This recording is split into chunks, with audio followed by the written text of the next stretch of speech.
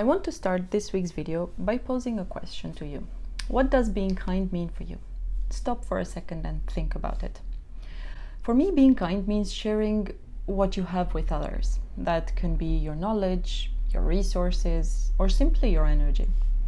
But what kindness is defined as is, kindness is the quality of being generous, helpful, and caring about other people, or an act showing this quality.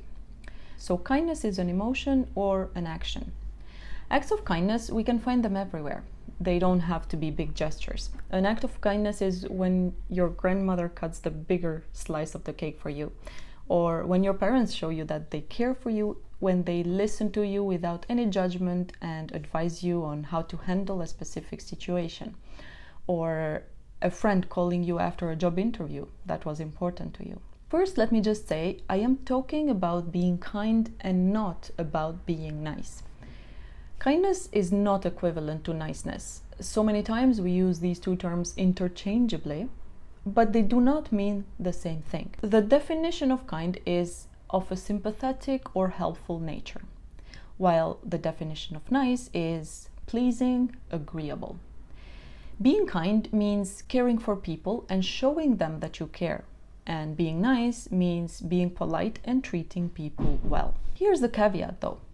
Being kind is most concerned with doing what is right, which leads to a willingness and desire to speak up when something is not right, and not being afraid whether you are liked or not for what you say or do. Meanwhile, being nice is most concerned with not upsetting anyone, which leads to not speaking up when witnessing bad behavior. This means that being nice very often leads to putting the needs of others before your own. Why is being kind so important? There are a few reasons for this. One, it helps build connection. Being sympathetic and accepting of other people is not something that everybody does, unfortunately. So when someone comes across a person who does exude sympathy and acceptance, most importantly, it immediately puts this person on another level. All of us, one of the things we crave the most is the feeling of being accepted.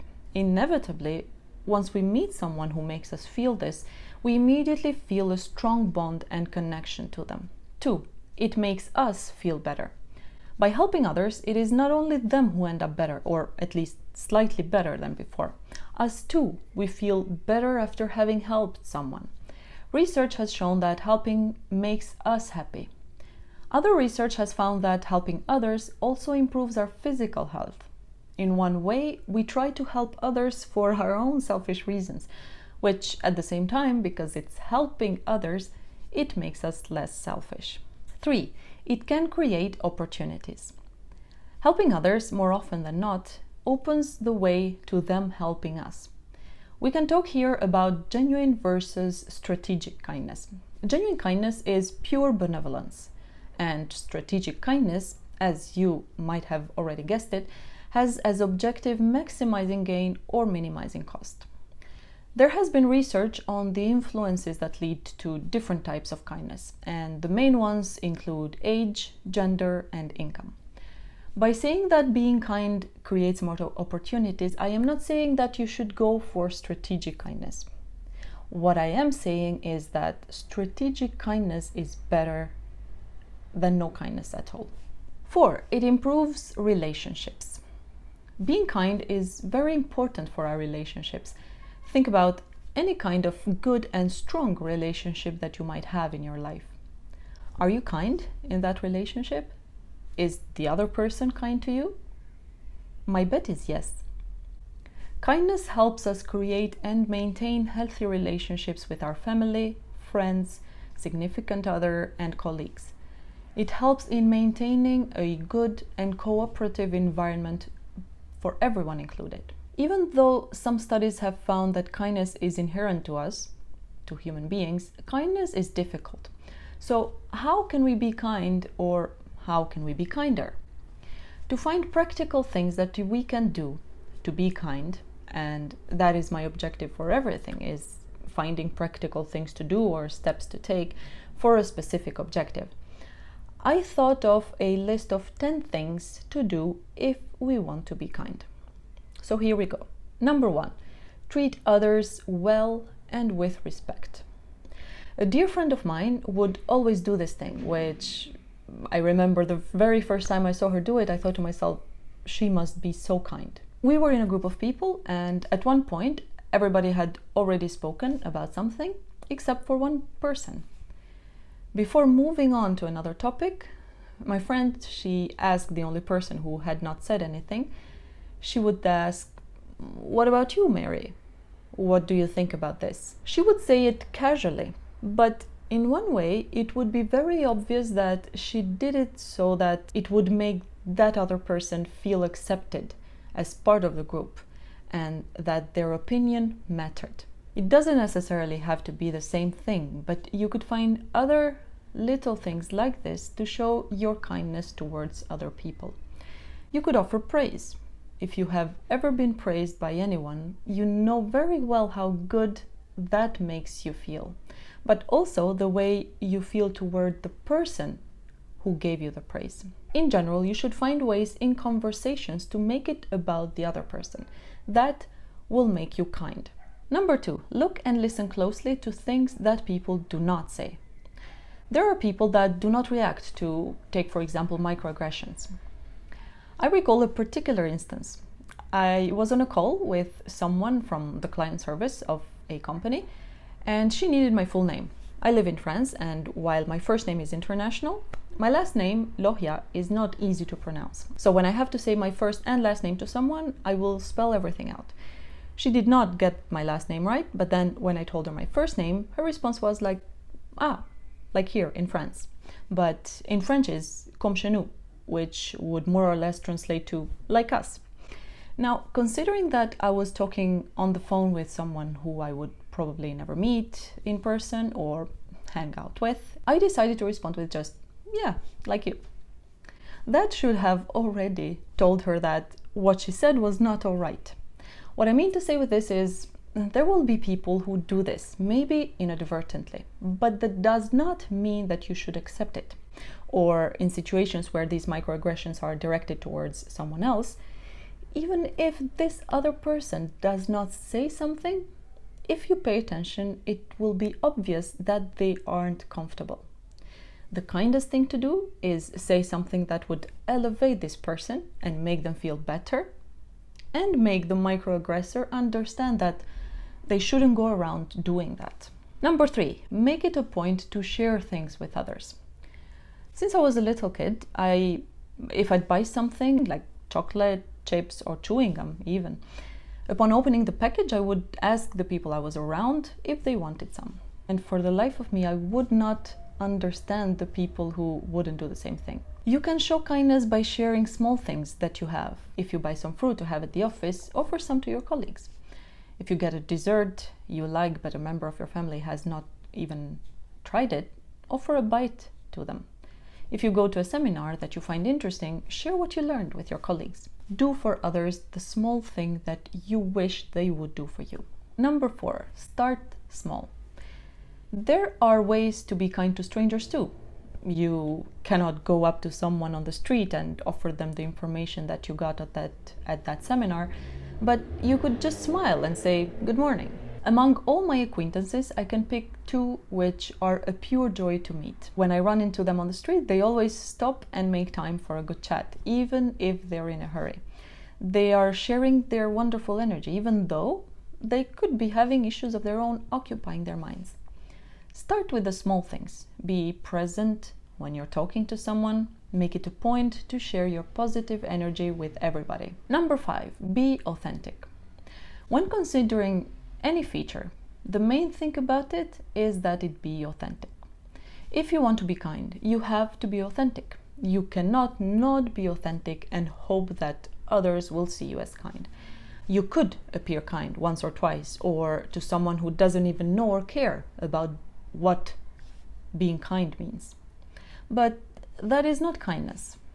I had a manager of mine who, when we weren't able to finish something, work that we were supposed to do together, sent an email writing, "Iris has some family problems. That is why I didn't want to push her, and that is why we weren't able to do this." They hadn't even asked me about my family or me. Nonetheless, they would blame it on my non-existent problems and appear as kind for not pressuring me to do the work.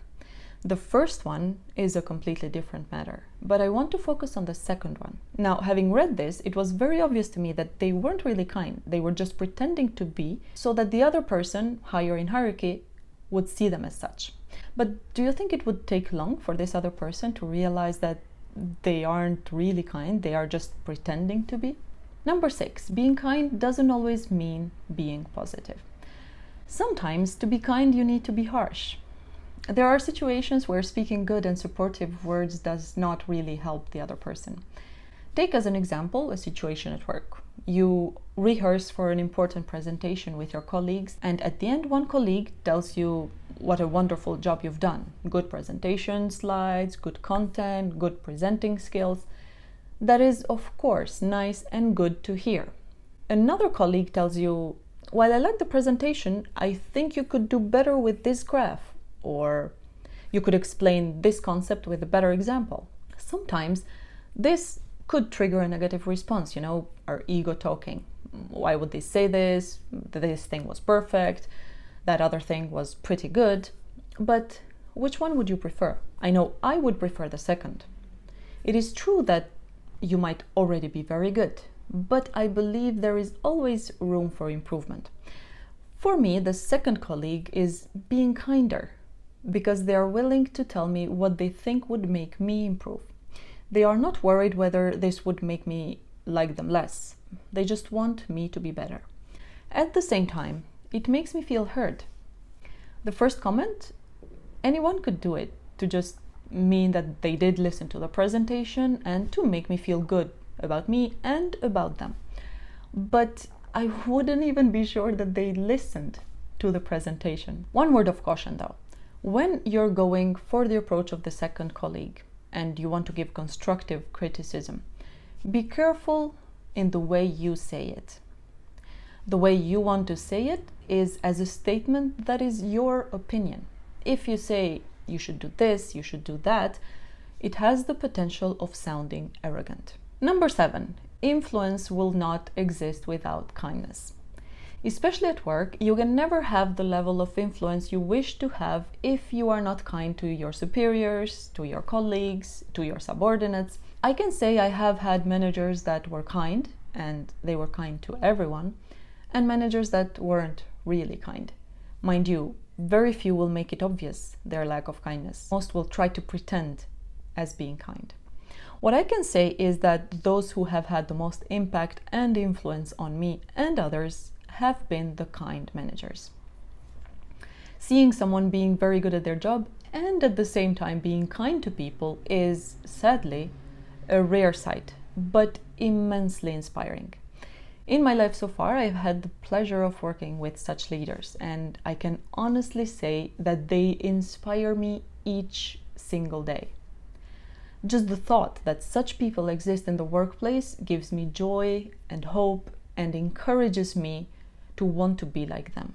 Number 8, bottom line, kindness does no harm. Worst comes to worst, you should rest assured that being kind will not do any damage. But again, do not confuse kindness with niceness. Being kind does not mean being a people pleaser, and while you make the other person feel good, you make yourself feel bad.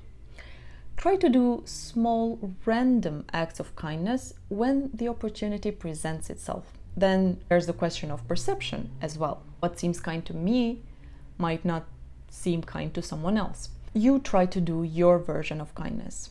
And otherwise, we go back to item number 2 on this list. Look and listen carefully at the other person.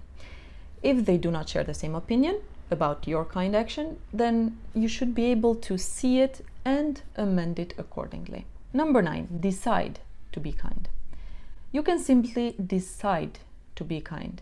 Decide to do each day one act of kindness, or decide that you will smile every time that you meet people, or come up with anything that you consider to be kind. Kindness begins with understanding that we all struggle. And last but not least, be kind to yourself. You cannot be kind to others if you are not kind to yourself first. One study found that we are more likely to be kind to ourselves when we receive support and kindness from others, and that when we are kind to ourselves, we are more likely to be kind to others. A few ways to make us be kind to ourselves. Practice gratitude.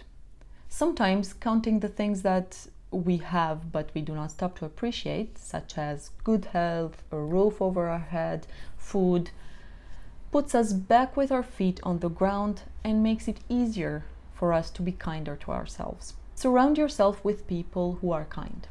Someone being kind to you makes you realize that you are worthy of kindness. And refer to yourself as a third person, especially if in a particular situation you are finding it hard to be kind to yourself. And then think of that person as your best friend. Spoiler alert, you are your best friend. You would be kind to your best friend, right? So be kind to yourself. So do you want to be even kinder now? After this video, you should. And with these 10 practical things that I just mentioned, now you can. I will see you guys in next week's video.